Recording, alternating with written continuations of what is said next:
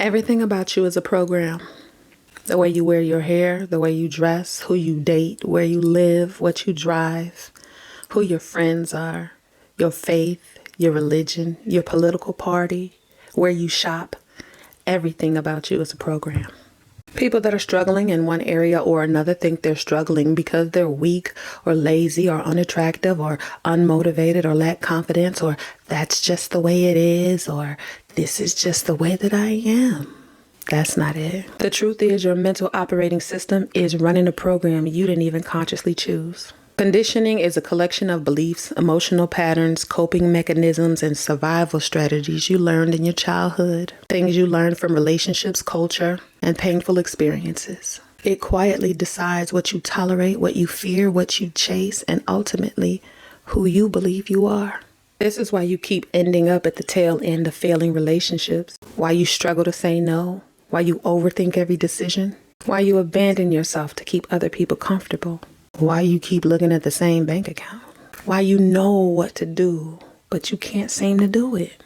The pattern isn't the problem. The pattern is the clue. The conditioning is the problem. So how do you heal it? First, I call this the catcher's mitt. First, you catch the problem, the pattern, instead of judging it. The next time you react, I want you to pause and ask yourself, what am I believing that is making me feel like this reaction is necessary? Maybe it's, if I disappoint someone, they'll leave. Maybe it's, I'm only valuable if I'm useful, so I have to do it. Maybe it's, I'm not safe to speak up, so I just stay quiet. Once you identify the belief, challenge it. Ask yourself, is this actually true, or is this something that I learned?